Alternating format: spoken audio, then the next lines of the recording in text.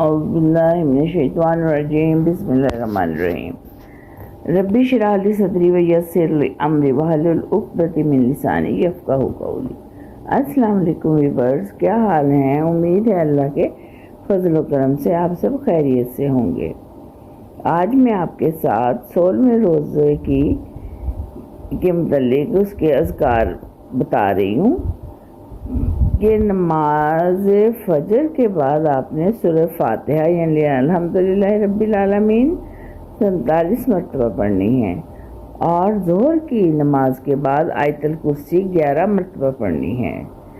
اسی طرح عصر کی نماز کے بعد یا حیو یا قیوم 100 مرتبہ، اور مغرب کی نماز کے بعد درود ابراہیم 25 مرتبہ،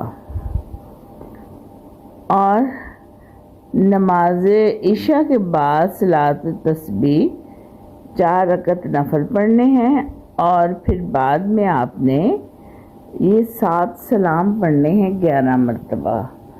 سلام قول من رب الرحیم، سلام علی نوح فی العالمین، سلام علی ابراہیم، سلام علی موسیٰ و ہارون، سلام علی یاسین، سلام علیکم طبتم فادخلوہا خالدین، سلام ہی حتی مطلع الفجر۔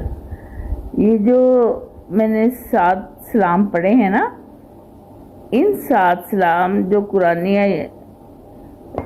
آیات قرآنی ہیں، اس میں درازی عمر اور جان و مال کے لیے بہت مجرب ہے۔ ان کو ویسے بھی عام روٹین میں بھی پڑھنا چاہیے 7 سلام۔